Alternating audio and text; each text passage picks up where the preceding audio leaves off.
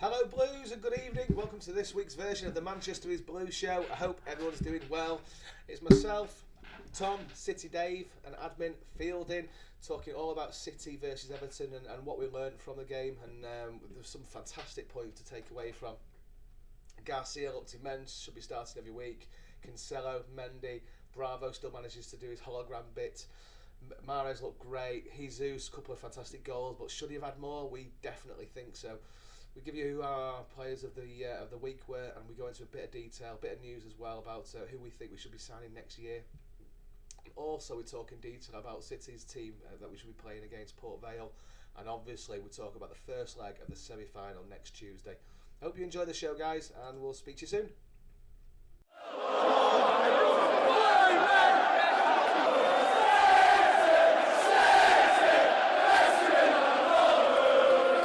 What a good performance. What a good performance that was. Did you manage to watch it, chaps? Yeah. I think it was a okay performance. I'm going to be the naysayer, the more negative one here. You're going to drag me back into place? I think we played well in patches yesterday. I was very surprised that we didn't come out firing like we usually do. This was two Italian coaches, an Italian coach and a very, very well structured coach who felt like a very tactical game that they were trying to figure each other out rather than what we usually do, as you know, Tom, because you're at every game. You know, we try and get that very early goal and really go for them. And I felt that we didn't really do that yesterday, that we just kind of sat back and tried to figure Everton out a little bit. I kind of kept hearing that both managers didn't get the team sheets until quite late. So they were still trying to figure out, okay, who's playing, who's not playing, because I'm guessing for Everton in particular, Bernard getting injured in the warm-up really stifled Ancelotti's plans a little bit. But yeah, I felt we were okay in patches yesterday. But that, for me, was a game tailor-made for David Silva because it wasn't played quite as quickly. And I think that because he's obviously a little bit older now, I thought that was a tailor-made game for him where he would have had a little bit more time on the ball to really figure out what the best pass was to make. And I'm going to say it again, I do not like Kevin De Bruyne in a defensive midfielder role. I don't understand why Pep keeps doing it. Whenever he plays as a real forward player, he scores goals and he's the best player on the pitch. Yeah. I don't think Pep's utilising Kevin De Bruyne's talents the best that he can when he plays him more defensively back. If you looked yesterday, Gundogan was getting forward more than De Bruyne was. Yeah, he was. And it was De Bruyne who was more playing that quarterback position of pinging that ball. And I mean, yes, he can do everything, but I still feel that De Bruyne should always be played further up the pitch because he's proved it against Burnley. He's proved it against Arsenal that he's our best player when you get him further forward. I thought Gundogan had a really good game yesterday. It's not often you'll hear me say that. I thought at times we played some fantastic football.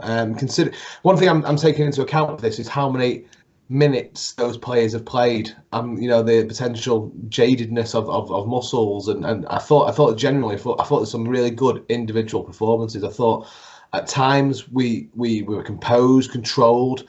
I feel like we defended well. I think there were some really fantastic interceptions by Garcia. I mean, my takeaways from it was Garcia. I mentioned this on social media. I'm going to mention it again today. Garcia should not be dropped from that team now for the rest of the season. He needs to be playing week in, week out. For what he's not got in pace, he needs to learn about positioning. And some of the interceptions he did was absolutely phenomenal. Here's a few moments for you. Garcia versus Everton: 113 touches, 94% pass completion. He paid four long balls, one dribble, 5 recoveries, 3 clearances, and 4 interceptions. And I need to get the stats from Fernandinho, but he played like an old head. And I just hope we see him against Port Vale. I hope we see him against United. I just want to see him as much as physically possible at the moment. For me, that position doesn't need rotating because he's young, he's got the energy, he'll learn. I thought Cancelo played really well. I thought he was better than Walker. I thought Mendy, when fit, is now my favourite left back. I know we got Angelino, I know we got Zinchenko. I thought Mendy on that wide left position. Everton just kind of seemed to leave him alone, and he's just saw Mendy just kind of sneaking up past the byline. And when the ball was on the right hand side of the pitch, it would get pinged across by De Bruyne or whoever else to Mendy, who was in absolute acres of space. Yeah. Bravo made one fantastic save, which was brilliant, but then he did a Cruyff turn about 2 yards away from his own goal, which got all the crowd going, and then he passed the bloody ball away. I know. I'm like, he'd done the hard bit. That's what I couldn't understand. He'd done the hard bit. Yeah, and it just like boots up the field. I thought Mahrez did well. I thought Jesus did well with a good performance. Man of the match, obviously getting 2 goals, did that, but his finishing was spot on for me. I'm really happy when I came away from that. Panicking a bit when it went to 2-1. He missed 2 for me, Jesus, yesterday. Yeah, I really think, and that's why I was saying on our little chat that I would give him a B+, that very good, but you just feel he could do better. I mean, it's an argument, but I think Kuhn would have stuck away those 2 chances that Jesus missed. He had that free header, which he did his best with, but I think Aguero would have done better. And I think that one, the goal was gaping, and rather than hitting it to the right-hand side, to his right, he hit it basically right at Pickford. And yes, it was still a good save, but I just think Kuhn would have buried those. So in a school report, as I said yesterday, for Jesus, it could do better. And it's kind of what Pep Guardiola's saying as well at the moment as well, that he's kind of almost there, that you could never say he's at Aguero's level quite yet. I'm loving your school report analogy. It's such a good way of doing it, rather than out of 5 or out of 10. A B+, It's brilliant. Yeah, I love that. I thought, as a striker of Jesus' quality, he must be shaking his head last night, thinking, "How did I not get a hat trick? How did I not take a ball home with me last night?" And he must be. He had the opportunities too. Yeah, that's what I'm saying. That's going to come for a chance like that of a striker of his caliber to have missed a pretty easy header, and for me, a pretty much an open goal. So he just had to hit it anywhere on the right-hand side, and it would have gone in. And so why he chose to go near post is absolutely beyond me. So yeah, it's not a surprise to me at all that he's kicking himself walking off the field yesterday, because he should have banged at least 3, if not 4 goals. Well, here's his stats. He had 45 touches, 2 goals, 8 shots, 4 shots on target. Obviously hit the woodwork, hit the upright, didn't he? 81% pass completion, 2 key passes, 1 tackle and 1 clearance. I can't remember the clearance. No, I can't remember that. But yeah, I thought he did all right. I thought he did well. Do you think he'll start against Port Vale? Or do you think he'll give Sergio? Probably, because I'm going to guess that he'll want Sergio fit, won't he, and firing all cylinders for the Carabao Cup game. Do you think there's any argument to stick a Tommy Doyle in there? Give him a bit of a game. Do you think Pep's not brave enough to do that with it being such a big game? Obviously a big game. Any game's a big game, but you know what I mean? I doubt it now, because we've got players coming back from injury now. You know, Zinchenko can fit into a midfield role as well, who's obviously streets ahead of Tommy Doyle in regards to appearances and experience in that first team. I'd like to see it. Maybe he might get on the bench or something like that, but I don't know really. I think I'm with you, Tom. I think this is all about Garcia now. And if we can keep him in, and then Laporte hopefully is back in maybe 6 weeks, then is it Laporte and Garcia for the rest of the season, and bring Dino back into that defensive midfield role? I think that's what most fans are hoping for. How do you think the game went down? I must have watched a bit of a different game to most of them, because I thought Gundogan and Cancelo had quite a poor game. I don't think they played as well as they have done. Cancelo, for me, gave the ball away far too much. His attacking play was good. You know, we had the goal that was ruled correctly offside, which he played a big part in. But for me, Gundogan the same. I don't know whether second half for both of them was good, but the first half I think that's why we were slow to get off. They were I can't pin it just on them. The whole team was a bit lackluster at the beginning, but they came into it. So I suppose that I can only only have a go at him for so much. I'll leave all that to Dave. But Go on. For me, I think Jesus had probably one of his best games. And the only reason I say that is, yes, he should have got a hat-trick, if not 4 goals, without a doubt.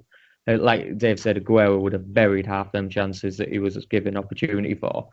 But he did a Sterling type performance where he was running the defence absolutely ragged. Yeah. And I think he went a lot unmentioned by the effort that he put in. It wasn't so much, he wasn't always within the attacking play, and he wasn't always in a fixed position in the centre. He was moving out to the right and left. He was dropping back, trying to play a few passes in and help Kevin Gundogan to get up a bit more.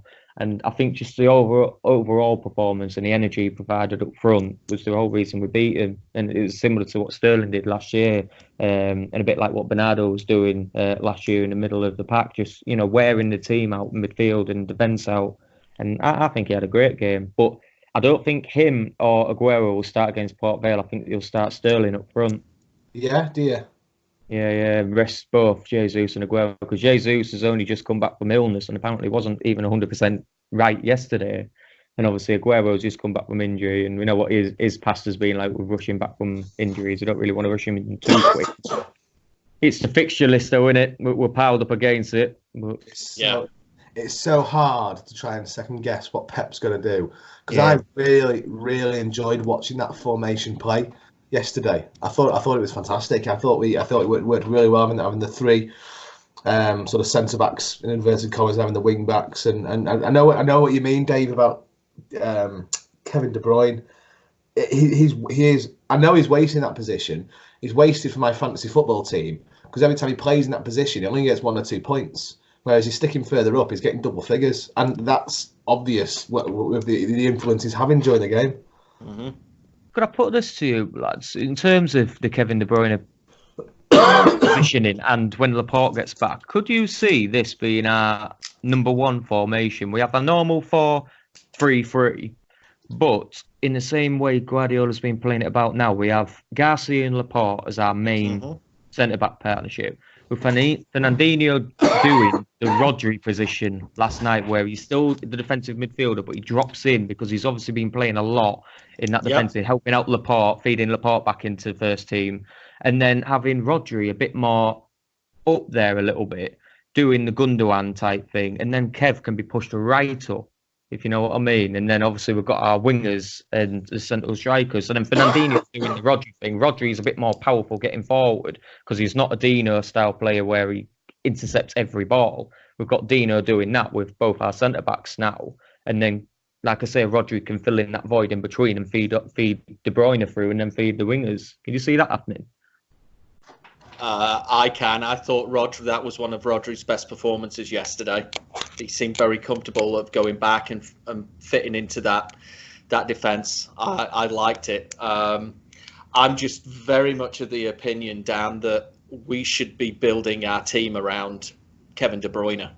Yeah. And rather than De Bruyne having to fit in what Pep wants to do, go defensive midfield or, whatever, we play anywhere, why don't we just do this the other way around and say, right, De Bruyne's going to play, he's going to have that number 10 role of being free, and where can he make the most impact on the pitch? And Aguero, Jesus, Fernandinho, whoever, Rodri, fit around his game.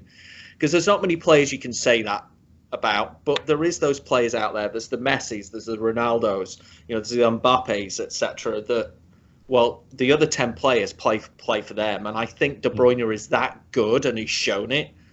I think we've got the players who can play to suit his capabilities, rather than De Bruyne being not used to the best of his ability. He played well yesterday, but as Tom says, he was getting on the ball, and then the next second it was gone, when he was just doing a simple pass and making sure we kept possession. For me, he's better than that, and I was very surprised to see Foden further up front and De Bruyne back, whereas in the Arsenal game, it was completely the other way around. You had Foden partnering Gundogan as kind of like a defensive midfielder and letting De Bruyne go forward. So I was stunned when we decided not to go with that again yesterday. No, it's a really good shout.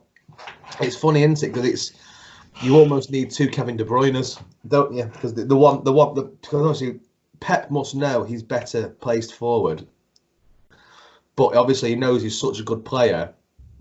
Having him forward, there's that missing link then, and who plays in that position that we've got, and no one's of that quality of Kevin De Bruyne.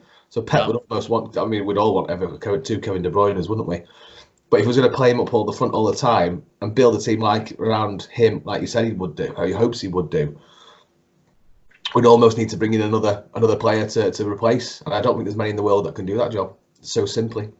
But it's shown in the games when Kev's pushed forward and he has the games he has. We 9 times out of 10 we win. When he's gone into that defensive midfield, it's more like 5 times out of 10 we'll win because the team, like Dave says, play for him. You know, when he's up there, if De Bruyne has one of his best games, the whole team has one of the best games. If De Bruyne is having an off game, you can see it. The whole team has an off game. It's a weird thing, but I completely agree. A team obviously isn't built around one player. But when we're having a season that we're having, where we're so inconsistent, having that one player that's constantly doing everything gives that motivation, gives that energy, gives that confidence to everyone else, and it's showing on the pitch. And Dave's exactly right. He needs to be playing in that attacking mid. It's funny. I think we would have buried Everton yesterday if we'd kept the same formation that we did against Arsenal and had Foden. We're not really talking about Foden. I thought he was about a 6.5 out of 10 yesterday for me. He was okay. He lost the ball a few times and he kind of was looking round a lot, where I'm supposed to be. And I felt against Arsenal he played a lot better because he was further back, and I think he had that experience of Gundogan pretty close to him, of telling him where he needed to be. I think if we kept that formation and had De Bruyne further up the field with, to Dan's point, Jesus running all across that back line yesterday, I think we would have buried him. I think it could have been 4-5 yesterday instead of a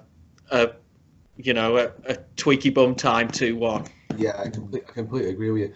My world going into next season, and particularly for our defence, is how long's Bravo got left on his contract? Do we know this? I think he is gone at the end of the season. Because Muric is rumoured to be coming back to City. Saw that. Yeah. Today. Now, for me, if we go into next season with Laporte and Garcia as our central pairing, I like John Stones. I'd like to see more of him, but obviously he needs a lot more work to him. What we need at the moment is, I'm going to be asking Pep to get the checkbook out again, because we need a world-class replacement for Vincent Kompany and Otamendi. Otamendi's going to go for me. I don't see any world where he's. I'm watching. The All or Nothing Amazon series. I started watching that again this week, and Otamendi features really highly on that. And I've not seen in the last couple of seasons, certainly this season, anywhere near the quality that he used to be. So for me, we need to get a direct replacement for Otamendi and Kompany, and that needs to be a world class or potentially world class player to fight alongside Garcia and Laporte to get that other shirts, because I don't see John Stones coming anywhere. I don't know what's wrong with John Stones. He cost us 47 million quid or whatever it was. It was a massive amount of money back in the day. I don't think we'd make that back from him. Injuries, good shout. Yeah. You wouldn't get a lot of money for him nowadays. Maybe someone would take a punt maybe on 20 million for him just because of the caliber of the player that he is. But he's not justified that tag, unfortunately. I think Dan's right. I think injuries have taken a toll on him. Yeah. I know there's been a lot of stuff with his personal life as well that we don't know. I think it does take a toll on players, and he's just not the same player. He had that really purple patch, didn't he, of where we thought, we've got our man now, and then he got injured again, and since he came back, I think he was out for like 3 months or something, wasn't he? Yeah. And when he came back, he's just never ever looked the same player since. One comment I did make to my son yesterday when we were watching the game, maybe it's just me, but don't you think that Garcia and Stones look similarly the way that they run with the ball when they're bringing it out of defence? I really feel that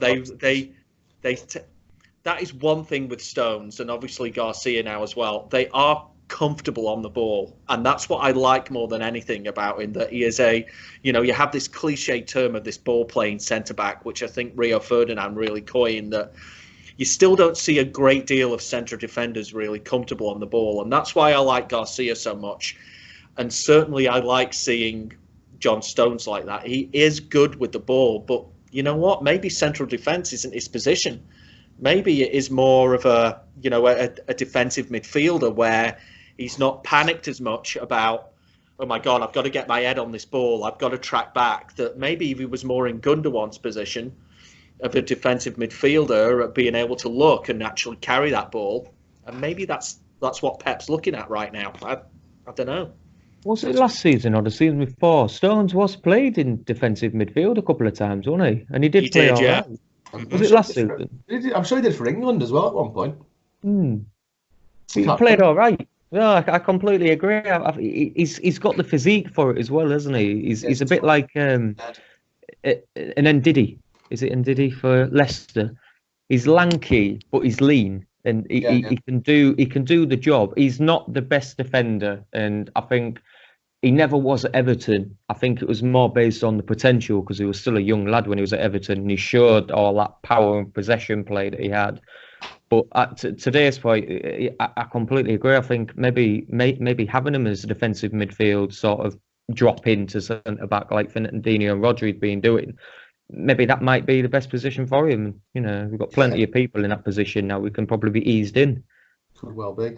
I really don't want Fernandinho to go at the end of the season. I thought he was fantastic again. I thought some of the interceptions, and was it Moise Keane that came on, or whoever it was, they did a couple of runs straight at him. I thought, oh God, he's going to get skinned for pace here.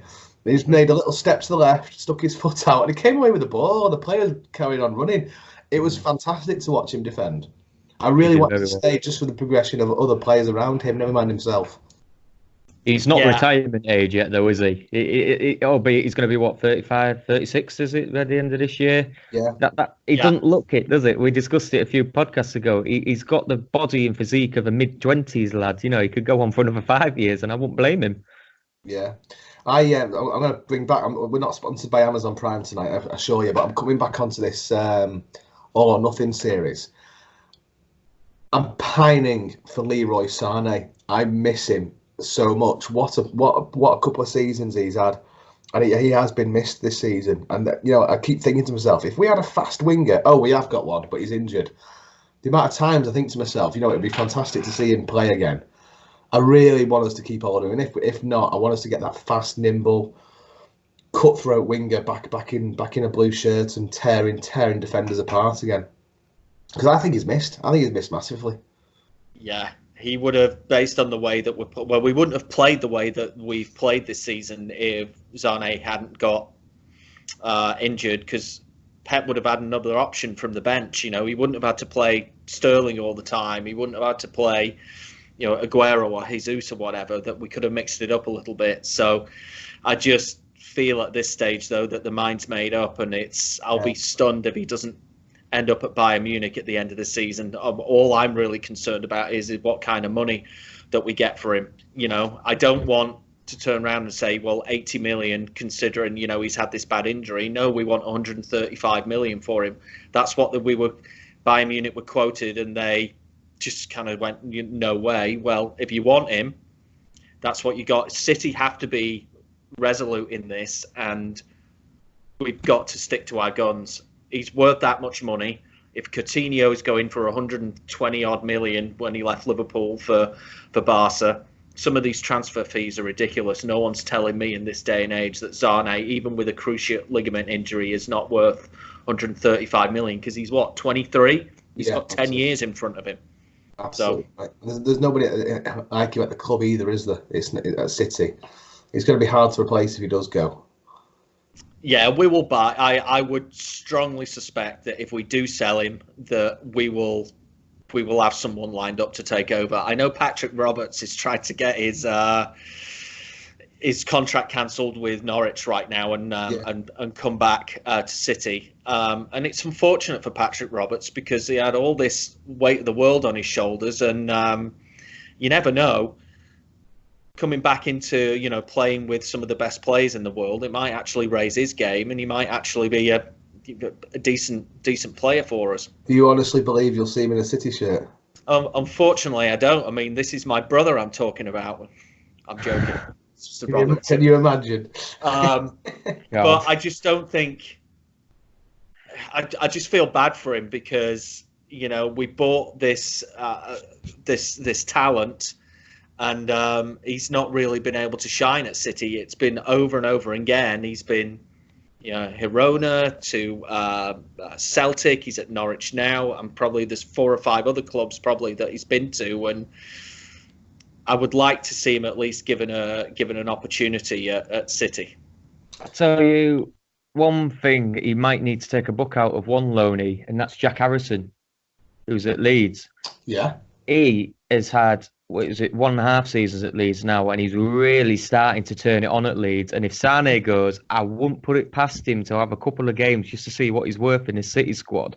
And I think that's the downfall of Roberts. I think he's past that point now where he should have, if he's going out on loan for these seasons, should have gone out to loan to the same club for these seasons so he can, get a bit of comfort. What it's like with Mahrez with us. 1 season wasn't enough. He's settled down now and he's starting to show what he's about. And if you're getting loaned to 3 different clubs in 3 seasons, he's not got that consistency, the same home ground, same home fans, the same style. He's being pushed from pillar to post. And if anything, if I was him originally, if I was City, I would have signed him and loaned him back to Fulham until he was of age and he was ready to maybe take on the next step. And I think too many loans to too many different clubs has ruined him.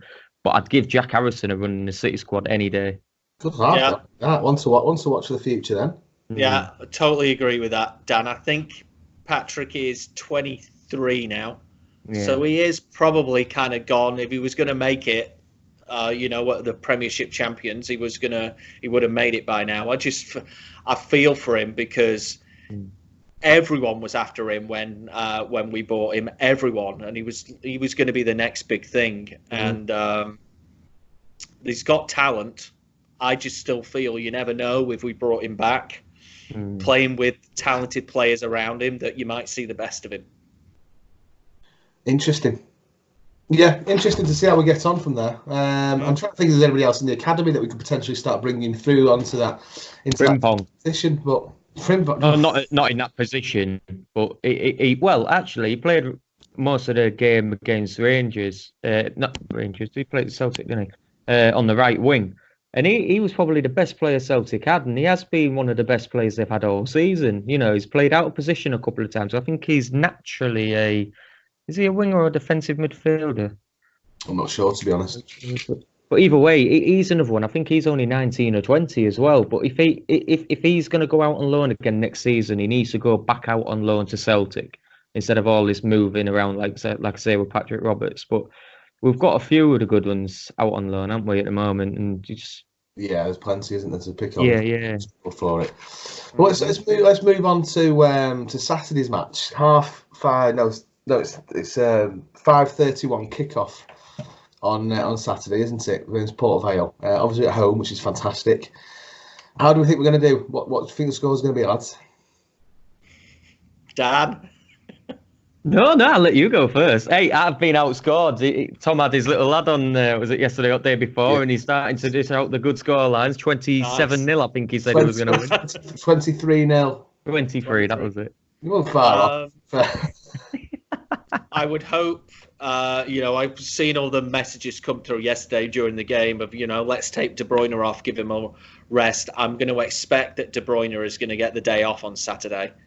We need to wrap that lad in cotton wool, I think, after every game. Yeah. So seems as though he's somewhat the beating heart of City right now. I think Foden will start. Hopefully Garcia will start. I will go 3-0 City. I don't think we'll demolish them. I think it will just be a nice performance. Professional. 3-0. Yes. Yeah. 3-0. Okay. Dan, you smirking? It's definitely a game. It's definitely a game for the kids in it. I can see Zinchenko coming in, but playing in midfield like he did against Oxford. Interesting. Angelino starting, I think. Again, it just depends on what attacker he brings on. I think a couple of young lads will probably get a go out because Port Vale are League Two, aren't they? Yes. I can imagine Bernabe might get a game or a few minutes on the pitch. I think he'll start. I think he'll start Sergio. I've got an inkling. I think he's going to have Tuesday night in mind for Sergio. Get him fit. Go on, sorry, I interrupted you then. No, it's they are 10th in League Two, just so you know. Okay. In that case, I think he'll play Sterling up front. Sterling definitely up front for me, and I'm going for a realistic 6-0. Okay. Well, you both know how I feel about predicting scores, so I'll leave it there. I'm looking forward to it. It's going to be good fun. I hope. Are you going? No, I'm not going. Okay. No, I'm not going.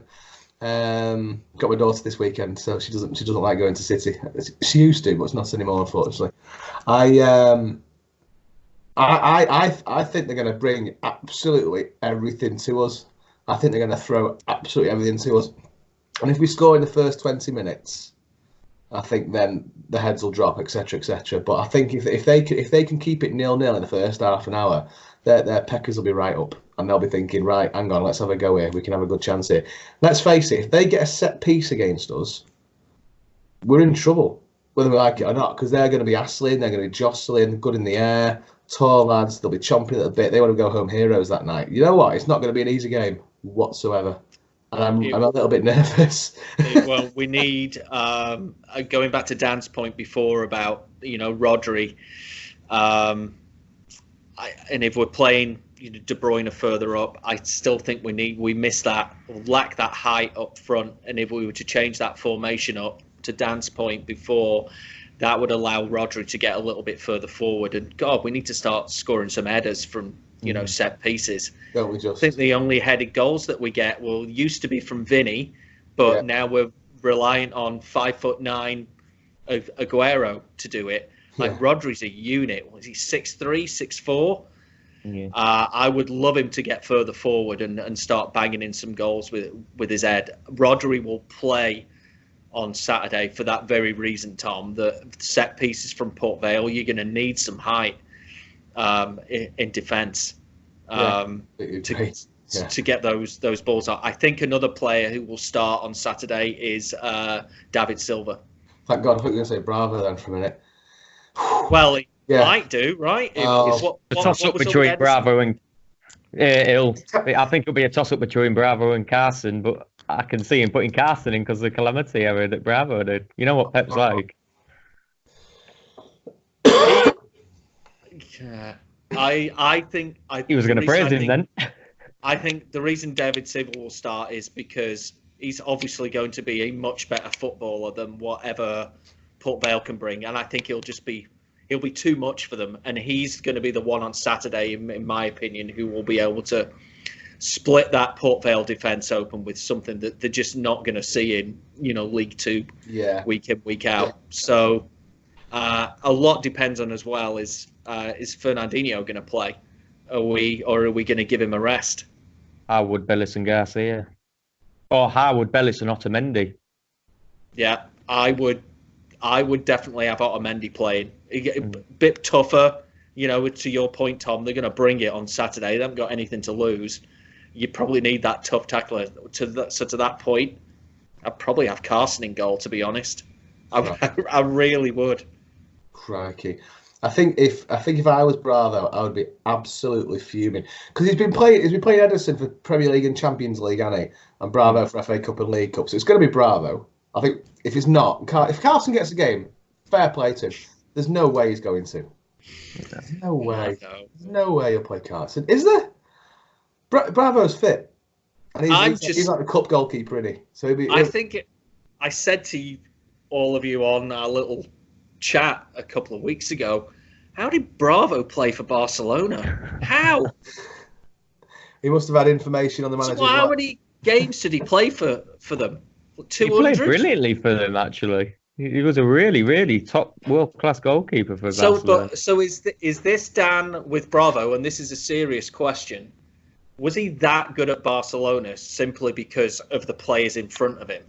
And that's why he's not as good with us, because he doesn't have a PK, he doesn't have a Puyol in front of him, and I get that. But my God, he's a poor goalkeeper. The thing for me is Barcelona let him go, which for me tells me absolutely everything I need to know. Without a backup goalkeeper in the room.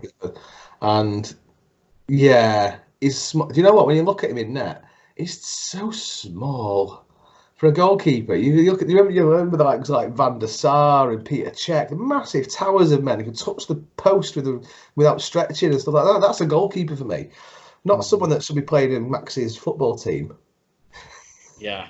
It's terrible to say. I just don't see. Anyway, I know I need to stop Bravo bashing because he's won us a cup before. So fair play. He's just, when you look at players that we have in other positions, literally in most positions we've got a top 5 player in the world in that particular position, right? Yeah. You go to Bravo and he's just not. He's just. Who was the Barthez? He's an accident waiting to happen. Like you know he's a good keeper, but you just knew. Like Arsenal players say this all the time about that era when they had the big rivalry with United and Barthez was in goal. They always knew that Barthez had a mistake in him, and I feel with Bravo that's what a lot of teams who come to Etihad think as well, that we're always going to have a chance here because Bravo's going to balls up at some point, and that's. I know it's a confidence thing with players. I get it, but oh my gosh, you just know on Saturday if he plays that there'll be some big eyeball put into the box or something, lumped in, and he's going to do something stupid. Yeah, if I was the Port Vale manager, and for me as any manager, I focus on the weakness of the other team, and Bravo, long balls, long shots. Make him work, make him sweat, and just keep doing that all game because you will get an opportunity. Yeah, you press the ball with Bravo, make him make that quick pass. Something will happen. Something somewhere. I wanted to go back to what Dan had said. So I don't know if you saw this, that Pep actually stuck up for Bravo yesterday after he gave away that goal and said. Right. Hey, he's a brave keeper. He's doing what I wanted him to do, play it out from the back, and that's not his fault. He did what I wanted him to do. He tried to play it out from the back. I don't want him lumping it out there. And I get that, Pep, I really do. But there's a time and a place when you're 2-0 up with 25 minutes to go. Get the ball lumped up, That's maybe for me a little bit with Pep, that even 3 seasons in, still not quite got that philosophy of English football. That I know you want to play it out from the back, but there's occasions, Pep, you just need to friggin' lump it upfield. He's protecting his player there, isn't he? Yeah. Let's be honest though. Bar that mishap from Bravo, he did have actually quite a good game, didn't he? He had that. I class that as a world class save, the big one that he did before they scored. It's one of them. It could one of them passes could happen to anyone, and it's not his fault. It's Pep's style of play. He's just not as good as Edison with the ball at his feet. But albeit he made the mistake, he had a good game for me. As much as we're blating him. Yeah. I'll give one thing for our national keeper, Pickford. I don't particularly rate him as an actual goalkeeper, but my God, he's as good as ever. He's as good as Edison with the ball at his feet and knocking that out to feet to a player 60, 70, 80 yards away. He is brilliant at that, but he's not national. He's not. Well, he's arguably the best that we've got, but he's not comparable in my opinion to a David Seaman or someone like that. He doesn't have that goalkeeping prowess like some of our older keepers. Like, you always think you're going to score against Pickford, I think, don't you think? Yeah. I always think you're going to get a chance. I saw his name on the team shirt. I wasn't nervous when I see good goalkeepers like, he's going to be a tough guy to beat today. Yeah. I for Pickford, and I think, hang on, he's the England keeper. And that's my argument. That's why I don't think England will ever win a major trophy, just because we don't have a really, really strong goalkeeper. We don't really have a very, very strong defence. And if you don't have that, you can be all the talent in the world in midfield in the striker. But if you're going to let goals in, and we saw that in the semi-final against Croatia, if you're going to let silly goals in, then yeah, you're never going to win anything. But we're going to have a quick conversation before we need to shoot off about Tuesday. Got a big game at Old Trafford, lads. Are we nervous? It's like playing Bury. Yeah, I'm with Dan. I think we have absolutely learned our lesson from how they played against us 3 weeks ago. Yeah. I think we'll win, or at the very least draw at the Swamp, and we'll batter them at the Etihad. If our players are on song. This is a semi-final. This is a big game against United. This isn't a cup game. This is huge. I don't think you can bring form into this personally. No, it's a derby. But you can bring what we've got. We can bring De Bruyne into it, and if De Bruyne is playing to his strengths, and he is out of this world at the moment, then I think we beat them, and I think we beat them comfortably as well. So give us we'll try and talk about this before the match. But what's your pre-match score thinking? What are you thinking? If you think beat them well, what are you thinking? I think it will be. I think United have always got a goal in them against us, as most teams have at the moment, unfortunately. I think we beat them. It'll be 2-1 or 2-2 at the Swamp, but I think we'll then, at Etihad, absolutely take them apart, and I will go a 3-4-0 then.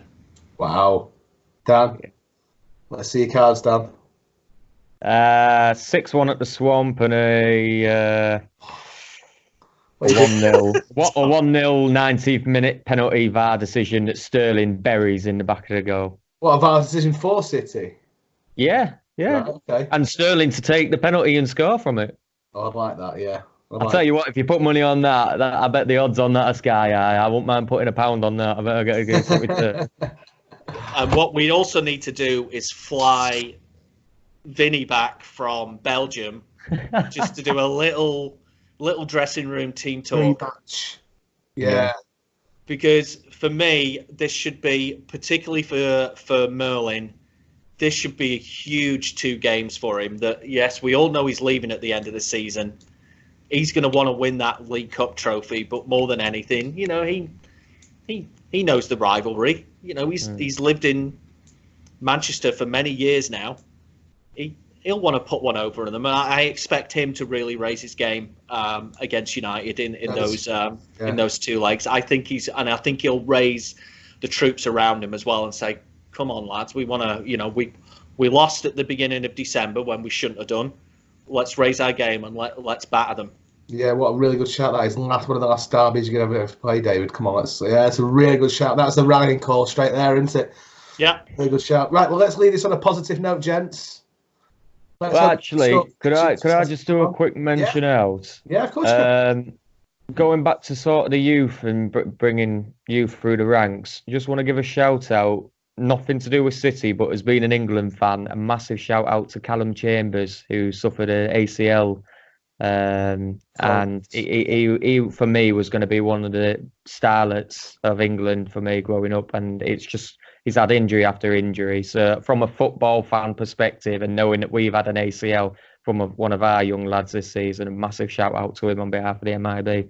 If he's listening, I'm sure he will be listening. We'll send it in directly. If not, we'll tweet he is out. Yeah. I think they just said this morning, Dan, he's out for a 9 year. months. Yeah.